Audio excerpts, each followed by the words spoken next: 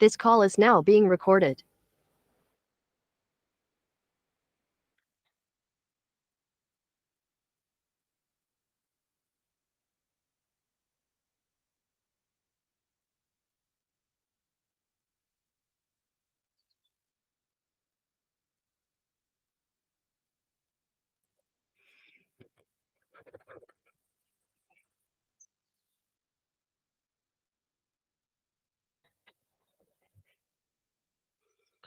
शुरू करते हैं। तो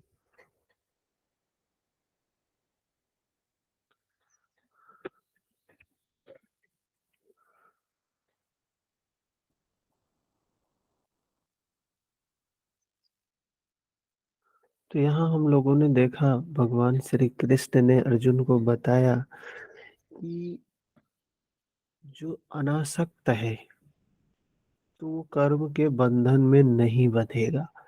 कर्म उसका कोई भी कर्म हो, अगर आसक्ति होगी तो बंधन होगा, आसक्ति होगी तो दुख होगा, आसक्ति नहीं है तो दुख नहीं है।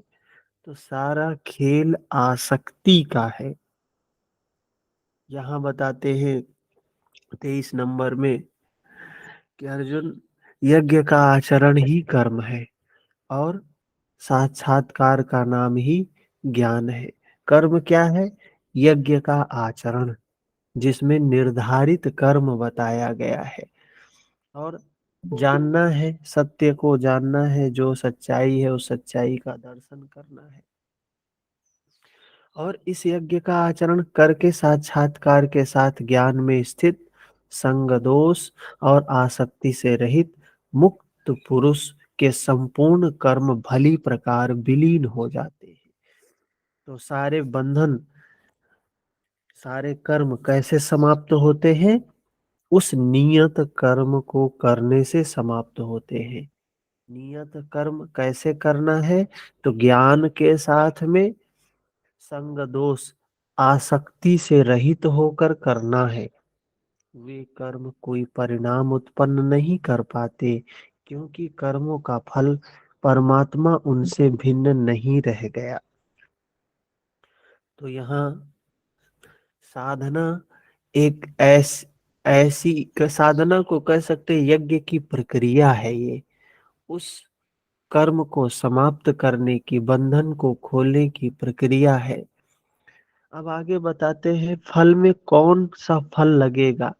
इसलिए उन मुक्त पुरुषों को अपने लिए कर्म की आवश्यकता समाप्त हो जाती है। यहाँ समझा ये रहे हैं कि जिन जिन जिन ने अपने सारे कर्म समाप्त कर लिए हैं, सारे बंधन खोल लिए हैं, सारी वृत्तियों का निरोध कर लिया है, उनके लिए अब कर्म जरूरी नहीं होता है। लेकिन वो कर्म करते हैं। क्यों कर्म करते हैं? लोक कल्याण के लिए कर्म करते हैं। लेकिन वे कर्मों में लिप्त नहीं होते हैं, वो कर्मों से परे होते हैं। जब लिप्त नहीं होते तो करते क्यों है? प्रश्न उठता है। तो बताते हैं, ब्रह्मार परम ब्रह्मा वीर ब्रह्माग्नो ब्रह्मणाहुतम ब्रह्म गतेन गंतव्यम ब्रह्म कर्म समाधि। ऐसे जो मुक्त पुरुष होते हैं ना, वो ब्रह्म समर्पण, ब्रह्म के प्रति, हवि ब्रह्म है, अग्नि भी ब्रह्म है, सब कुछ उनके लिए ब्रह्म ही है। वो जो काम कर रहे हैं वो भी ब्रह्म, जिसके लिए कर रहे हैं वो भी ब्रह्म। क्या है? लोकानुकंपाय, लोगों के कल्याण के लिए, जनहित के लिए काम करते हैं। और सब जगह ब्रह्म है। वो हम कहते हैं अहम ब्रह्मास्मि तत्त्वमसि, हम सिर्फ बोलते हैं, लेकिन अनुभूति में हमारे नहीं होता है कि हम ब्रह्म हैं, सब में ब्रह्म है। जीव जगत ब्रह्मांड में, सब में, कण कण में वो ब्रह्म समाया हुआ है। लेकिन हमारे आचरण में वो ब्रह्म का व्यवहार नहीं आता है। लेकिन जब हम गुणातीत अवस्था को प्राप्त करते हैं तो हमारे अंतःकरण में वो व्यवहार में होने लगता है कि सब कुछ तो ब्रह्म है।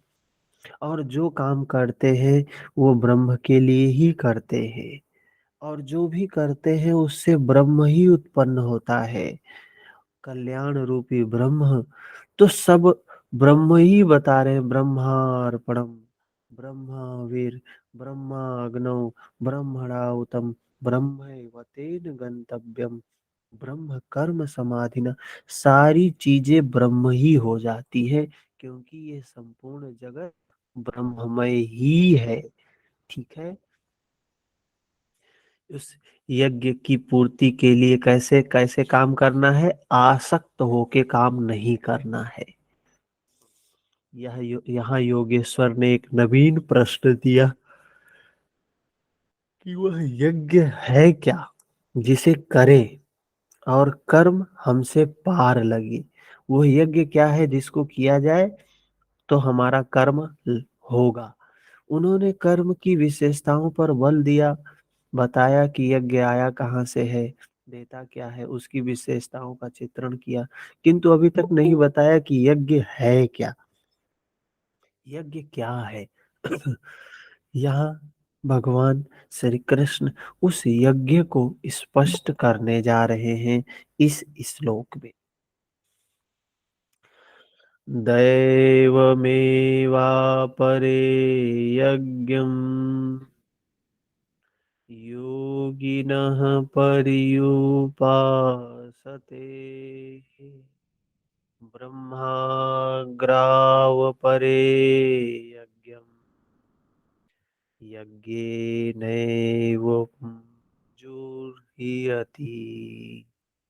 गत श्लोक में भगवान श्री कृष्ण ने परमात्मा स्थित महापुरुष के यज्ञ का निरूपण किया, किंतु दूसरे जो योगी जो अभी उस इस तत्व में स्थित नहीं है, पीछे भगवान ने जो ओम ब्रह्मार्पणम ब्रह्मावीर ब्रह्माग्नो ब्रह्मणाहुतम ब्रह्मैव तेन गंतव्यम जो बताया, वो तो स्थित प्रज्ञ गुणातीत कैवल्य अवस्था को प्राप्त किए हुए महापुरुष के, बुद्धत्व को प्राप्त किए हुए व्यक्ति के कर्म बताए। जब आसक्ति नहीं तो क्यों कर्म करता है? क्योंकि सब ब्रह्म ही है उसके लिए।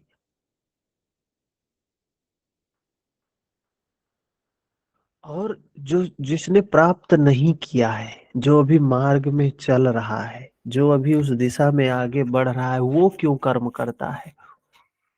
वो कैसे कर्म करता है? तो दूसरे योगी जो भी उस तत्व में स्थित नहीं हुए हैं, जिन्होंने अपने अपने सारे बंधन नहीं खोले हैं, जो गुणातीत अवस्था नहीं प्राप्त किए हैं, क्रिया में प्रवेश करने वाले हैं, अभी हुए नहीं हैं, अभी पथिक हैं, अभी पहुंचे नहीं हैं, वे आरंभ कहाँ से करें? इस पर कहते हैं कि दूसरे योगी लोग दैवम यज्ञम अर्थात दैवी संपद को अपने हृदय में बलवती बनाते हैं। करना क्या है? अपने अंदर दैवी संपद, भगवान श्री कृष्ण ने 26 दैवी संपद बताया है। कौन से अध्याय में है? 16वें अध्याय में। 16वें अध्याय में भगवान श्री कृष्ण ने 26 दैवी संपद बताए हैं। कौन कौन से हैं? अभय है, भय नहीं होना चाहिए, निर्भय होना चाहिए, मन की शुद्धता, मन निर्मल रखना चाहिए, तत्व ज्ञान हेतु दृढ़ स्थिति होनी चाहिए, सर्वस्व का समर्पण, इंद्रियों का दमन, यज्ञ का आचरण, स्वाध्याय, तप, आर्जव, अहिंसा, सत्य, आक्रोध, त्याग, चंचलता का अभाव, लक्ष्य के विपरीत कार्य ना करें, दया का भाव, अनासक्त भाव, कोमलता, अपने लक्ष्य से विमुख होने पर लज्जा, व्यर्थ की चेष्टा का अभाव, तेज, क्षमा, धैर्य, शुद्धि, किसी में शत्रु भाव का ना होना और अपने में पूज्यता का अभाव, ये 26 भगवान ने दैवी संपद बताया है, दैवी गुण बताया है। तो हम लोगों को क्या करने के लिए भगवान कह रहे हैं? अपने हृदय में इन दैवी संपद को बलवती बनाना है, मजबूत बनाना है।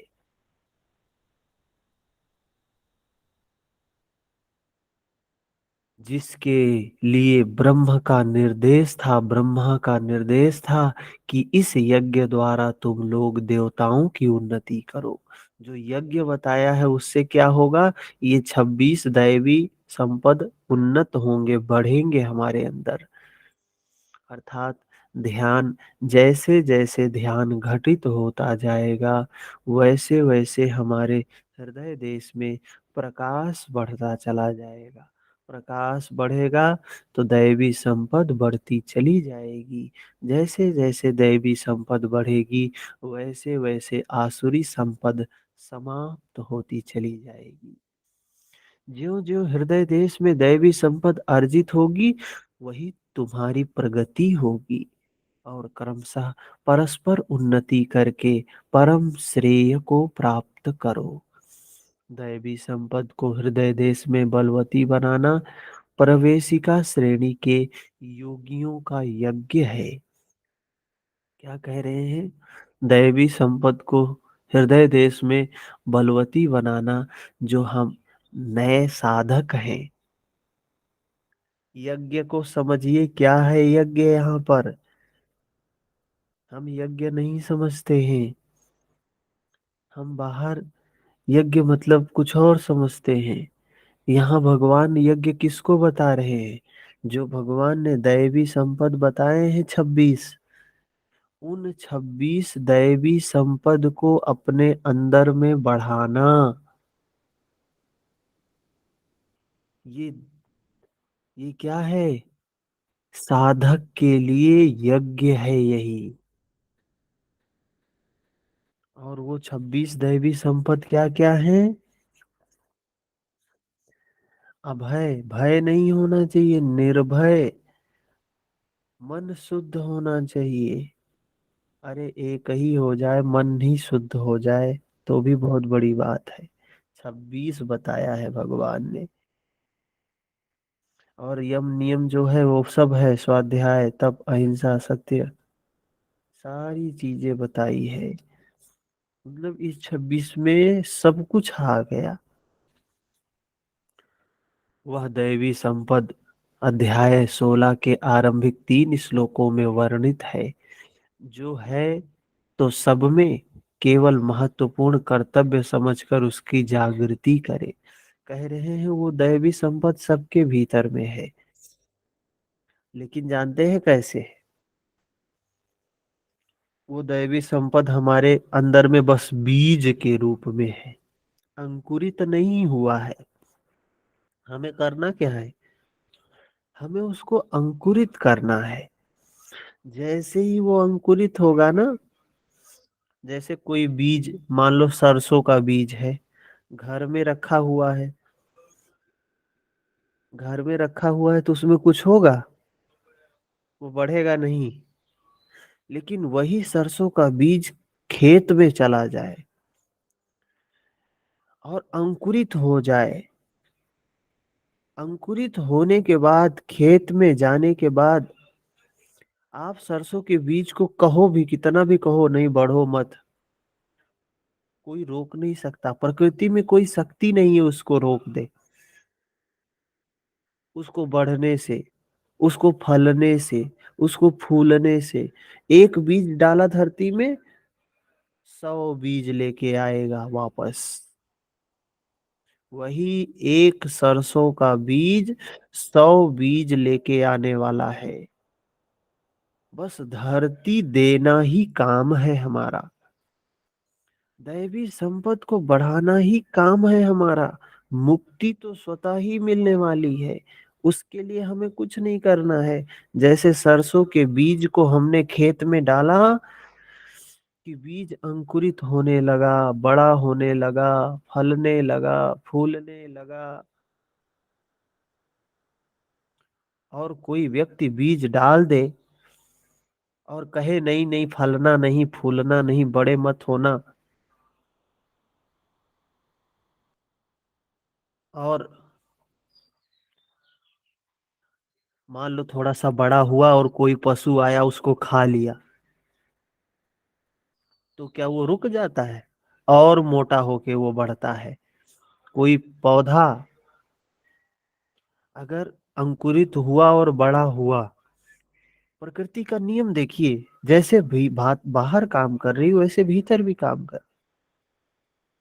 कोई पौधा अंकुरित हुआ, बड़ा हुआ, और कोई पशु आके उसको खा लिया, तो वो पौधा फिर से उसी में से 10 5 नए नए कोपले निकलती हैं, और वो 10 5 बड़े बड़े पेड़ हो जाते हैं। एक ही बीज का पौधा है, उसमें से 10 5 शाखाएं निकल गई, और वो सब तैयार हो जाती है। कोई प्रकृति में कोई सत्ता नहीं है जो रोक सके उस बीज को। तो हम सबके भीतर में है, लेकिन वही, जैसे बीज हम घर में रखे होते हैं वैसे ही वो बीज भी हमारे अंदर ही है, उसमें लगे।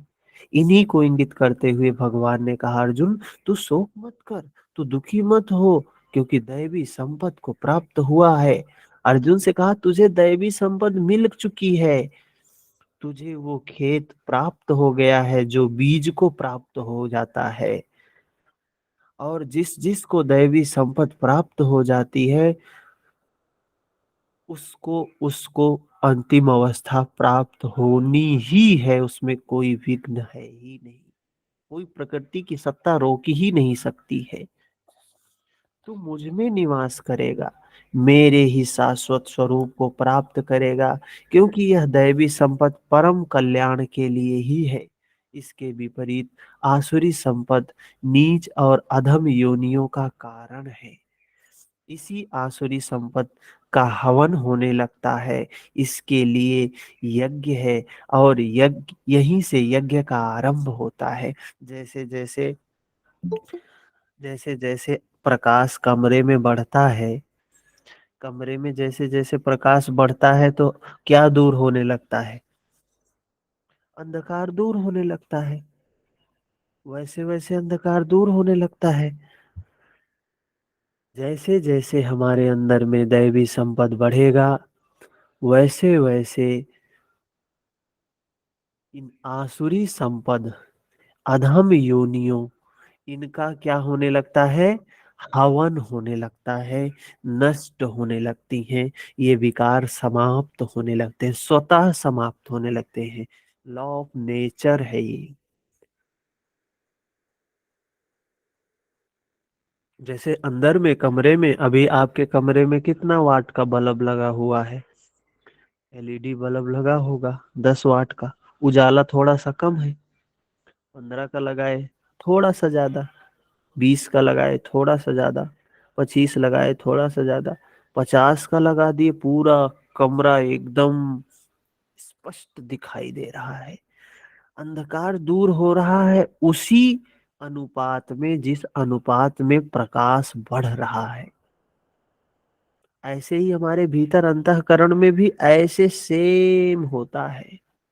जैसे जैसे दैवी संपद बढ़ती जाएगी, वैसे वैसे विकारों का हवन होता जाएगा, स्वतः होता जाएगा।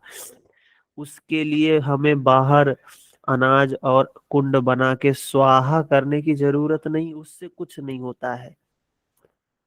बाहर कुछ होता हो या ना होता हो, इस पे तो हम कुछ नहीं कहेंगे।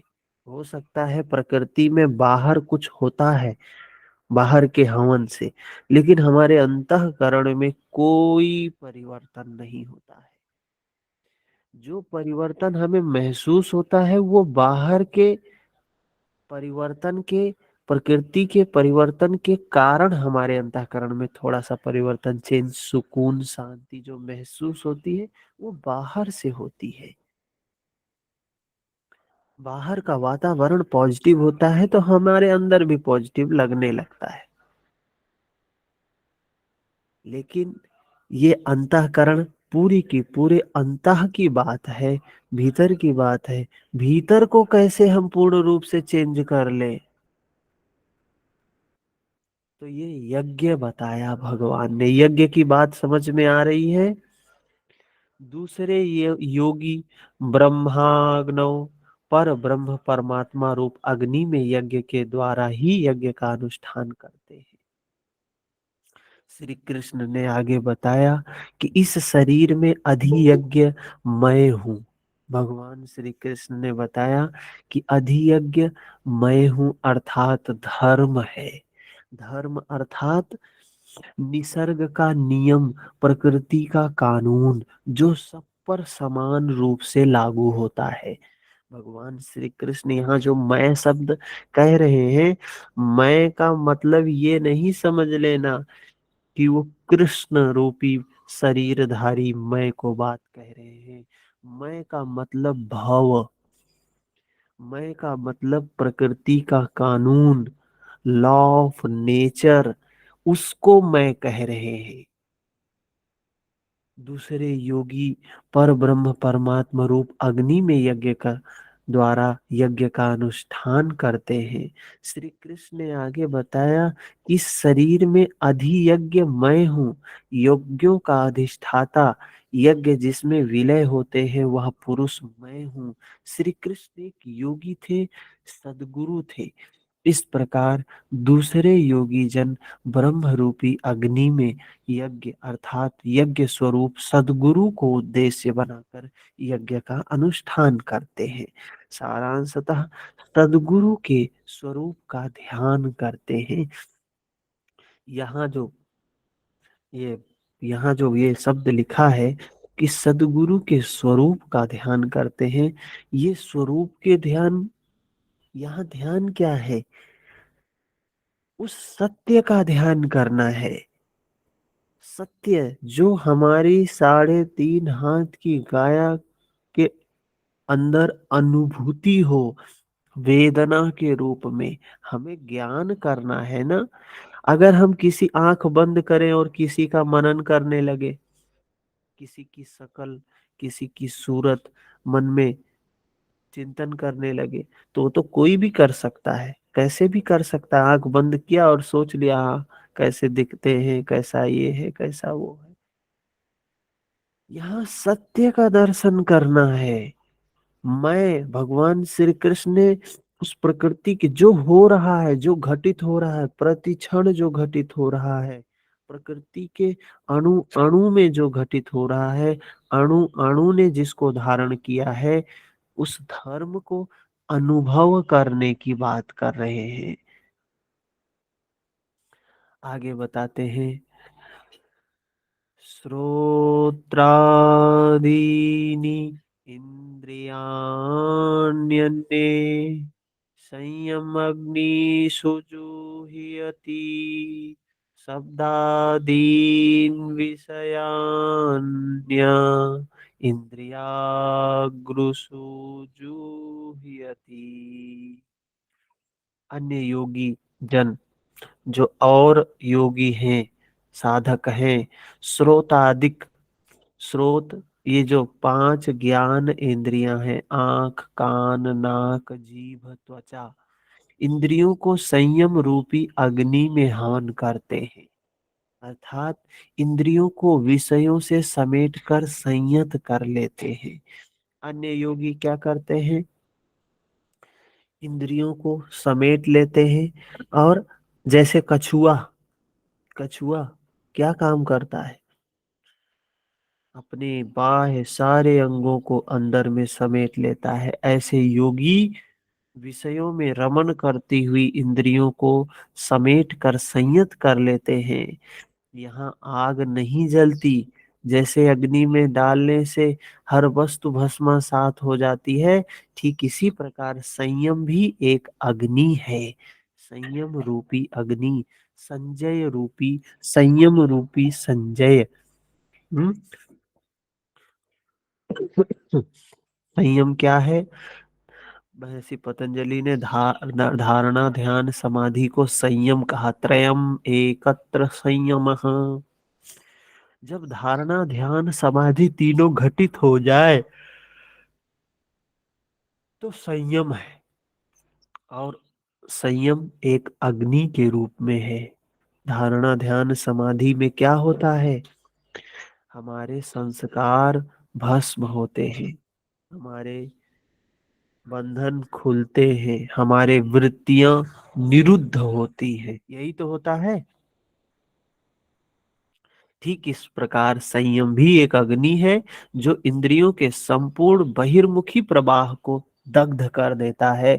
जो इंद्रियां हमारी बाहर बाहर भागती रहती हैं, उनको समाप्त कर देता है। आवाज रोज की तरीके से है या कम है?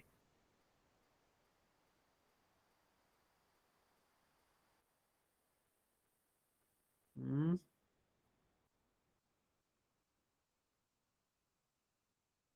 रोज की ठीक है भैया, आवाज तो ठीक है। ठीक है ना? जी। ठीक।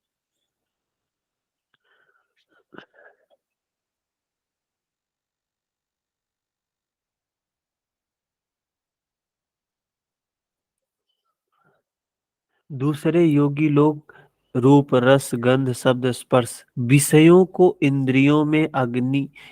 इंद्रिय रूपी अग्नि में हवन करते हैं। उनका आशय बदलकर साधना परक बना लेते हैं। कह रहे हैं जैसे जो घटनाएं होती हैं, रूप रस शब्द गंध स्पर्श, ये जो जो चीजें हैं, ये हर व्यक्ति के जीवन में घटित होता ही होता है। अब कोई व्यक्ति कहे कि हम योगी हैं, हम देखते नहीं, हम सुनते नहीं, हम सूंघते नहीं। योगी भी हर वो काम करता है, लेकिन उसके काम में, उसके दृष्टिकोण में अंतर होता है। क्या अंतर क्या होता है? वो उसके यथार्थ स्वरूप को समझता है। एक सामान्य व्यक्ति यथार्थ स्वरूप को नहीं समझता है। एक योगी उस सच्चाई को समझता है। एक उदाहरण हमने एक कहानी सुनाया था, एक किसान का। एक किसान योगी योगी था, गृहस्थ था, किसान था। उसके बेटे को उसी खेत में वो काम कर रहा था, उसी खेत में उसके बेटे को सांप काट लेता है और उसका बेटा वही मर जाता है।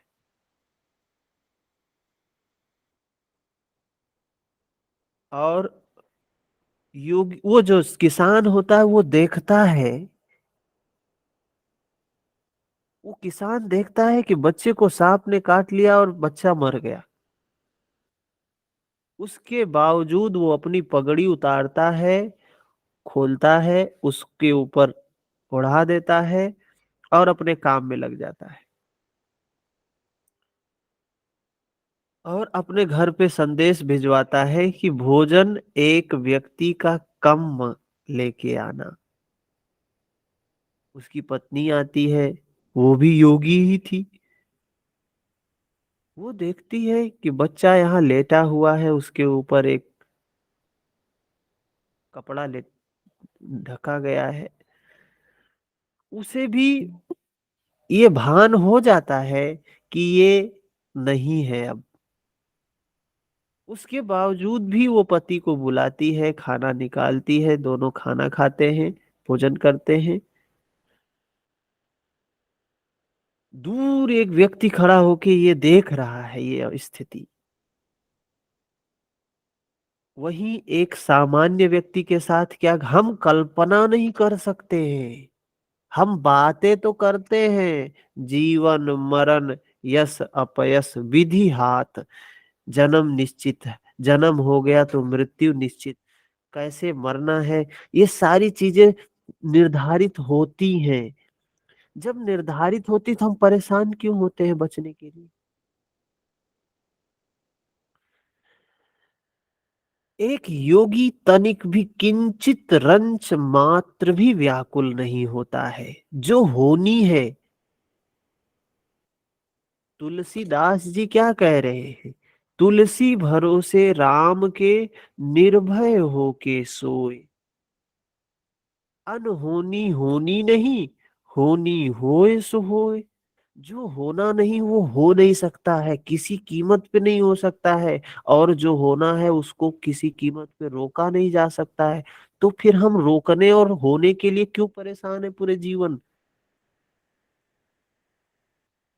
क्यों परेशान है हम?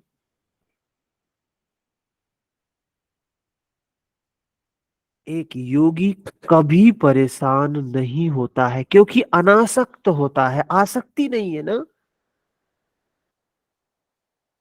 बच्चा जन्म लिया, बड़े खुश होते हैं, बड़े खुश होते हैं, बड़ी खुशियां मनाते हैं। मर गया तो बड़े दुखी होते हैं, बड़ी दुखी होते हैं। क्या जब वो आया था, जन्म लिया था, तो आपके चाहे के अनुसार जन्म लिया था? अभी तो लोग चाहने लगे, यहाँ तक चाहने लगे, हमें बेटी नहीं चाहिए, हमें बेटा चाहिए, हमें इस डेट पे नहीं चाहिए, हमें इस डेट पे चाहिए। देखिए उनकी हालत कैसी होती है। कितने अधीर, कितने व्याकुल, कितने अशांत। प्रकृति पर भी नियंत्रण करना चाह रहे हैं।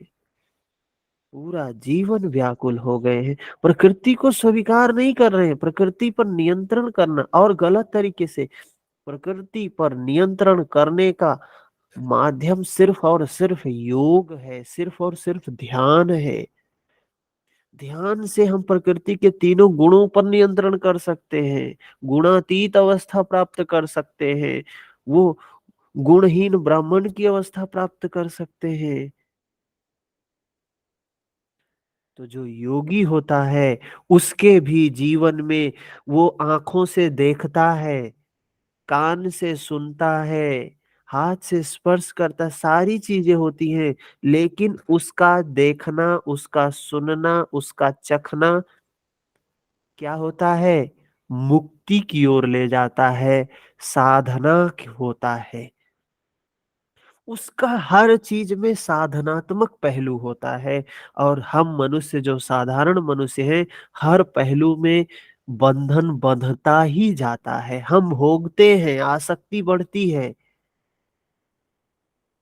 जो साधक है, जो योगी है, वो हर चीज, हम कोई सुंदर चीज देखेंगे, हमारे अंदर आसक्ति बढ़ेगी, राग बढ़ेगा।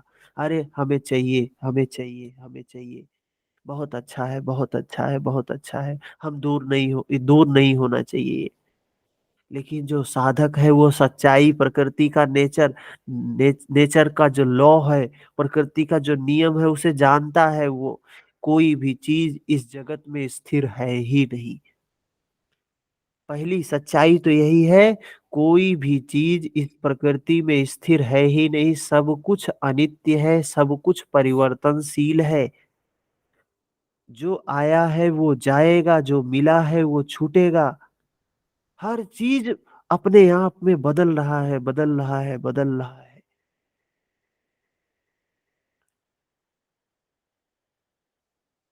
और बदलना स्वीकार नहीं करते हैं, हम नहीं चाहते हैं कोई हम बदले। हम चाहते हैं ऐसे ही बने रहे, जैसा है वैसे ही बना रहे, बना रहे, बना रहे। होता नहीं तो दुखी होना है।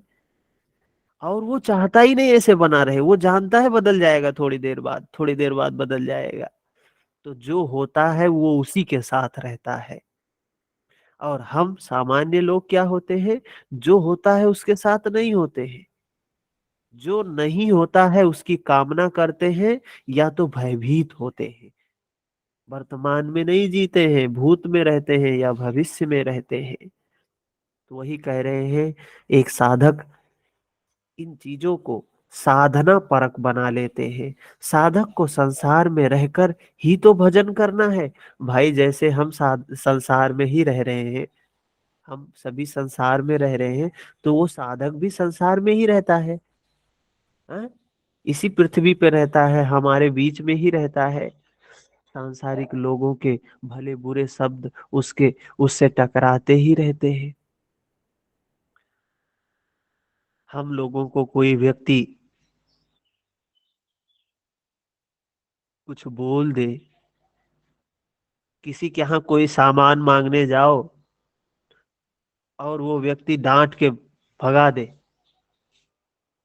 जाओ हमारे पास नहीं, नहीं देंगे, हमें बड़ा दुख होगा, बड़ा दुख होगा और बड़ा क्रोध आएगा उसके ऊपर, बड़ा द्वेष आएगा, बड़ी दुर्भावना उसके प्रति जागेगी। और कुछ आदमी होंगे तो बोल भी देंगे उसको, कुछ बोल भी देंगे उसको कि जाओ तुम्हारे यहाँ हम नहीं आते हैं मांगने के लिए, जाओ हम ले लेंगे, हम तुमसे अच्छा ले लेंगे। ऐसा होता है ना व्यवहारिक जीवन में।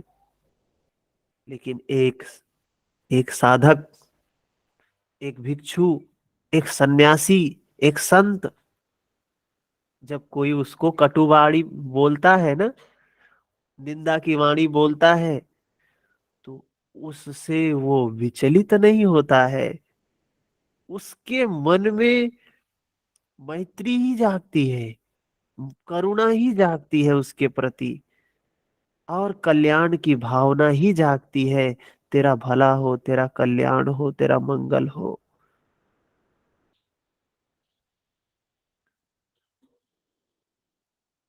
जो ये भिक्षु होते हैं, ये जब भिक्षा मांगते हैं तो जिधर से भिक्षा मांग जहां से भिक्षा मांगना शुरू किया इन्होंने, सब मांगना नहीं, देना शुरू किया, सारे घरों को देते जाते हैं, मैत्री देते जाते हैं, करुणा देते जाते हैं,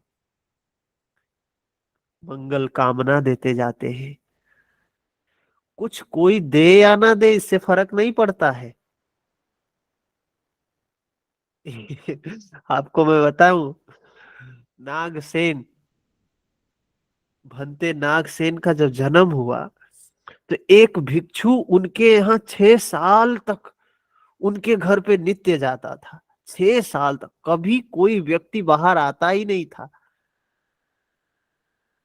लेकिन वो 6-7 साल तक रोज उस घर पे जाके मैत्री, मंगल कामना देता था।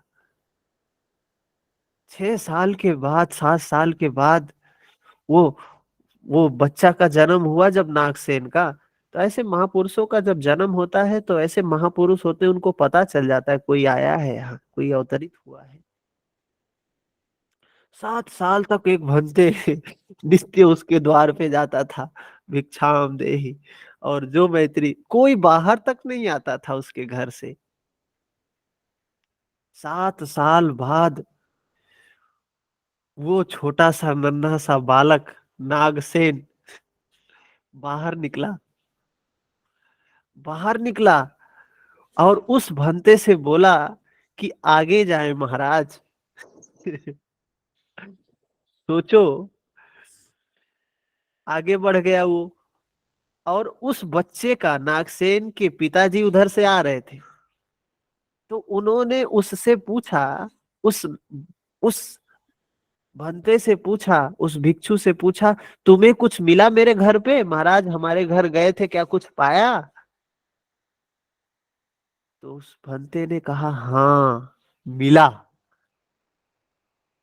तो वो घर जाके पूछा, वो पिता जाके घर पे पूछा कि वो भंते जी भिक्षु आए थे, क्या उनको कुछ आप लोगों ने दिया? तो उन लोगों ने कहा नहीं, कुछ नहीं दिया। बड़े आश्चर्यचकित, बड़े आश्चर्यचकित कि हमने पूछा दिया, कुछ मिला? तो उसने कहा हाँ, और घर वाले कह रहे हमने कुछ दिया ही नहीं। तो बड़ा आश्चर्यचकित हुआ, वो झूठ तो बोलेगा नहीं, भाई भंते है, भिक्षु है, वो झूठ क्यों बोलेगा? तो दौड़ के उसके पीछे गए, उन्होंने पूछा, आपसे हमने पूछा तो आपने कहा हाँ मिला, और हम घर जाके पूछ रहे तो घर वाले कह रहे नहीं दिया हमने, तो आपको कैसे मिला? तो उन्होंने बताया, इतने सालों से मैं रोज आ रहा हूँ, आज तक कोई घर के बाहर नहीं आया, पहली बार किसी ने घर से आके बोला कि महाराज आगे जाएं, यही शब्द मिले हमें। सोचिए, साधक और हम किसी के घर मांगने जाए कुछ, कोई हमको बोल दे आगे जाओ, क्या करेंगे हम बताओ? हैं? कितना दुखी होगा व्यक्ति।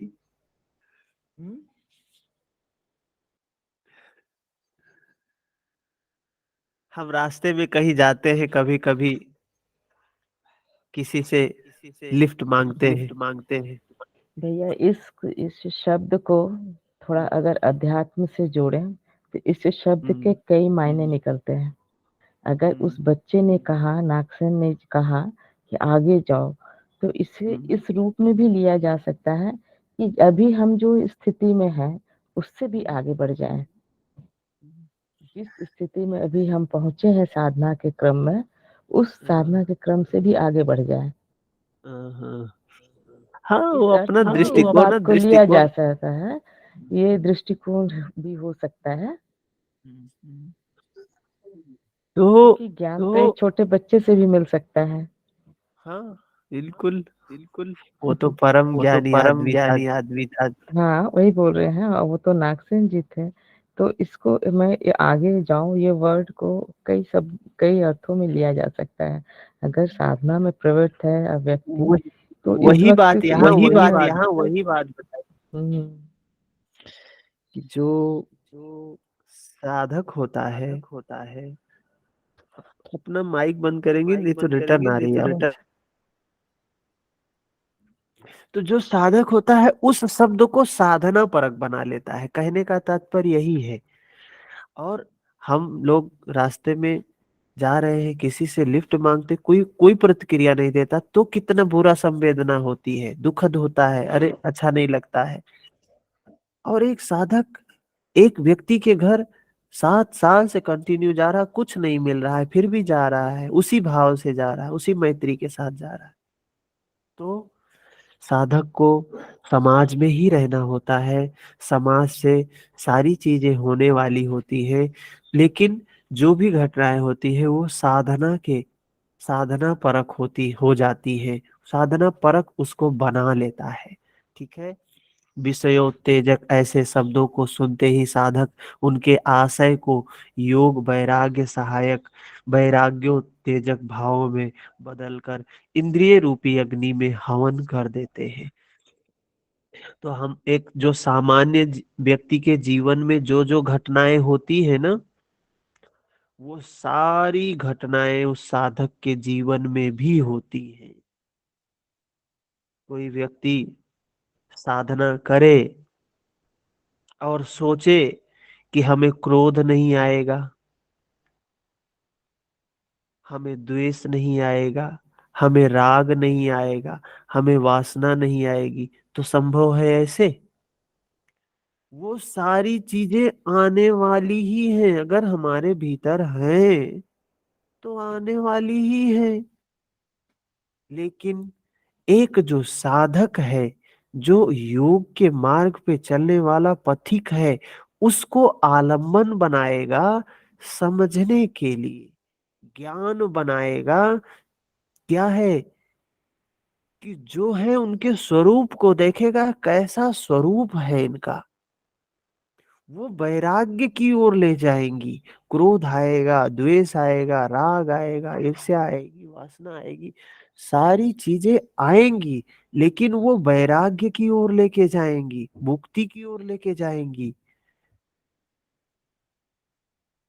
और वही एक सामान्य व्यक्ति में क्रोध आता है तो जलता है, द्वेष आता है तो जलता है, वासना आती है तो जलता है, बहता है, उसी उधर ही भागता रहता है। जैसा कि एक बार अर्जुन ने अपने चिंतन में, अर्जुन के साथ भी ऐसे हुआ। एक बार अर्जुन अपने ध्यान में रत्न था, अकस्मात उसे कर्ण कुहरों में संगीत लहरी झंझना उठी। उसने सिर उठाकर देखा तो उर्वशी खड़ी थी, जो एक अप्सरा थी। वही सामान्य जीवन में होती हैं चीजें। तो साधना में ये चीजें आने वाली हैं। उसके सामने एक सुंदर अप्सरा खड़ी है, सभी उसके रूप पर मुग्ध हो रहे हैं, झूम रहे हैं, किंतु अर्जुन ने, एक साधक ने अपने भाव बदल लिए, उसे स्नेहिल दृष्टि से मात्रवत देखा। अर्जुन का भाव क्या था? मात्रवत था। उस शब्द रूप से मिलने वाले विकार विलीन हो गए, इंद्रियों के अंतराल में ही समाहित हो गए। तो यही साधक के जीवन में जो घटनाएं होती है वो सभी के जीवन के जैसी ही होती है, बस आशय बदल जाता है।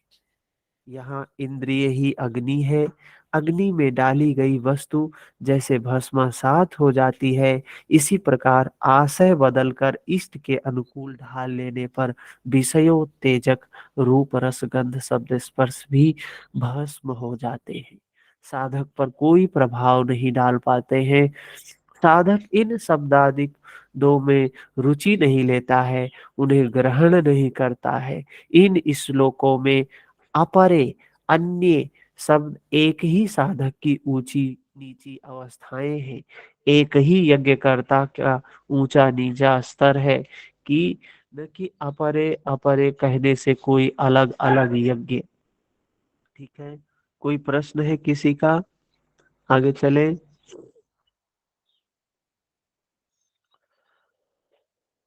सर्वाणीन्द्रिया इन्द्रियकर्माणि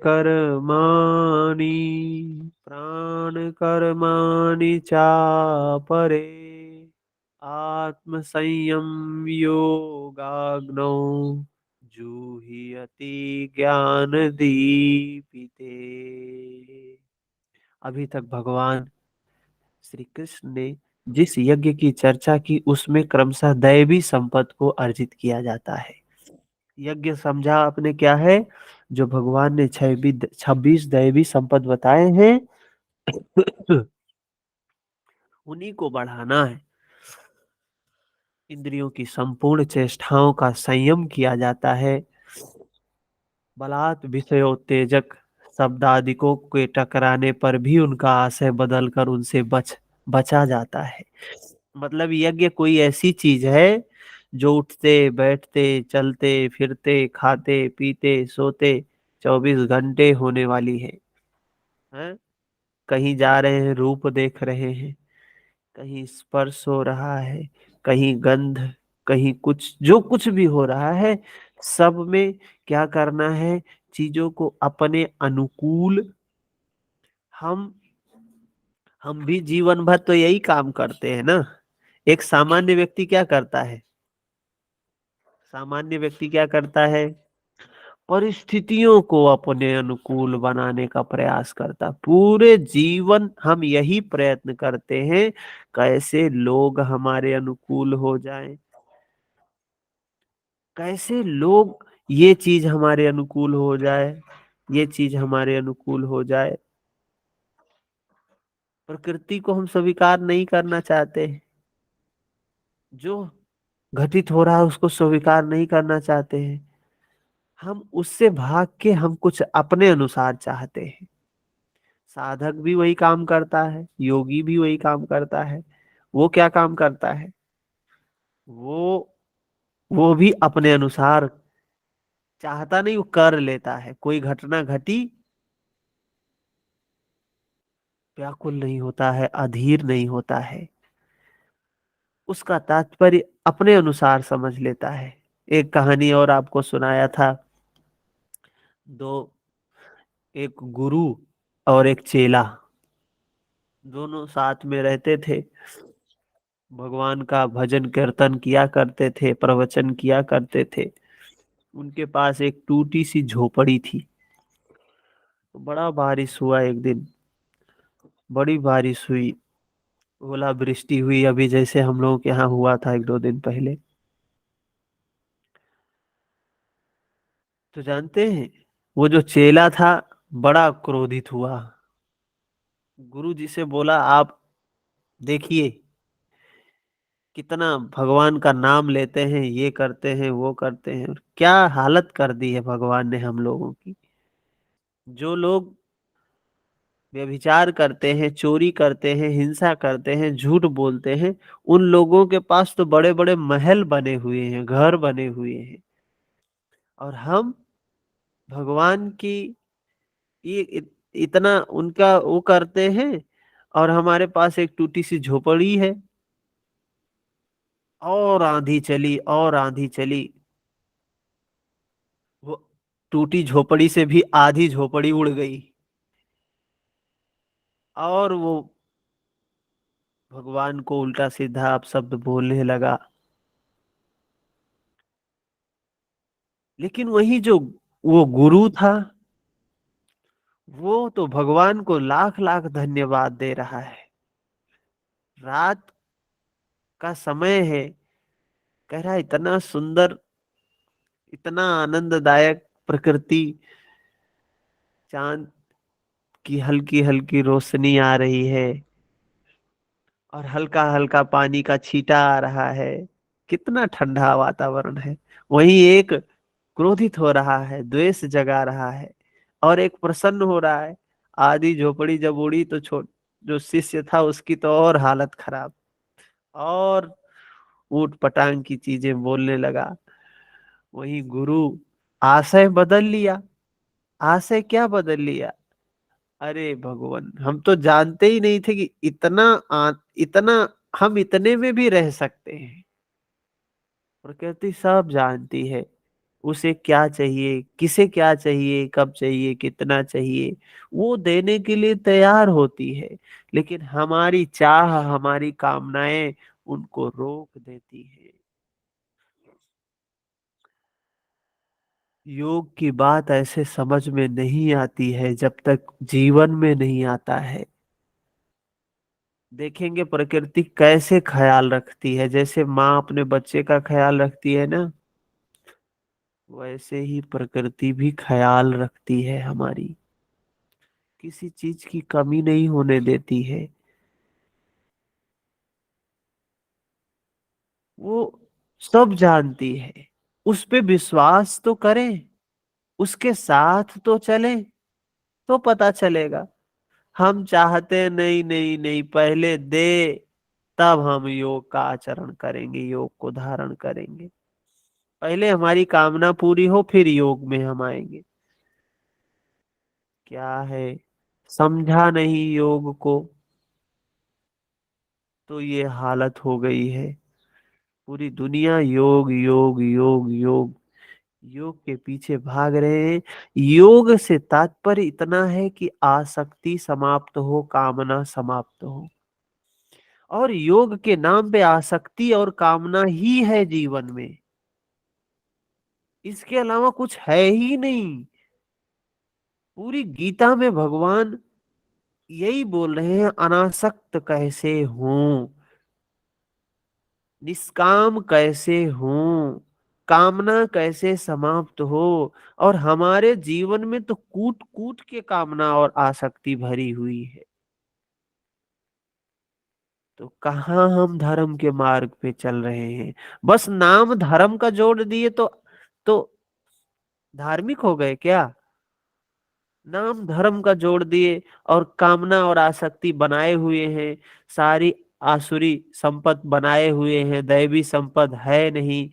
और बड़े धार्मिक हुए फिरते हैं पूरी दुनिया में, अपने आप में भी एक अहंकार लिए फिरते हैं, बहुत धार्मिक हैं हम तो।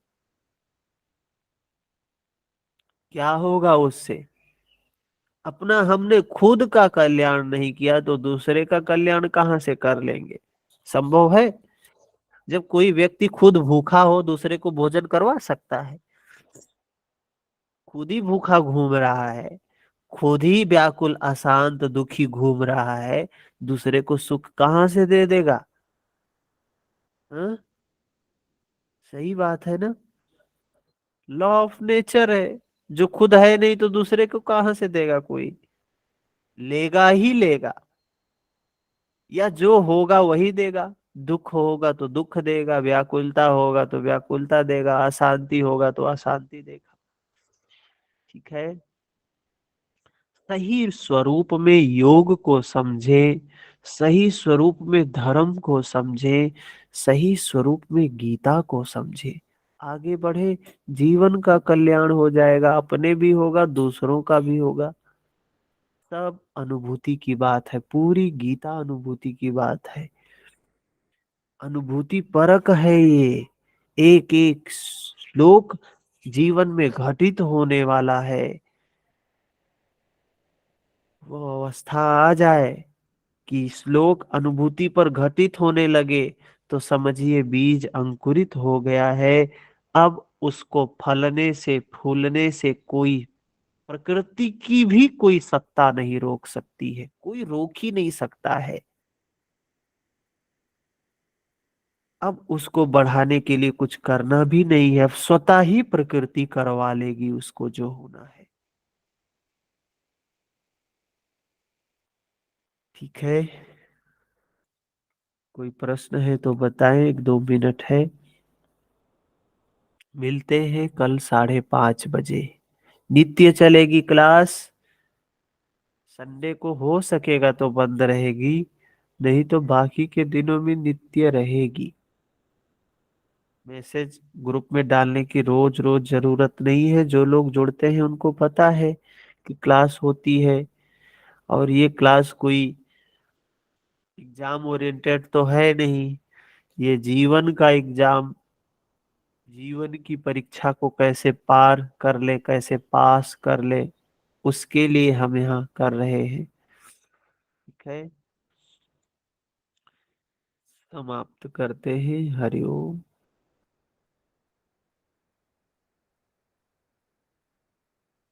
हरिओम भैया।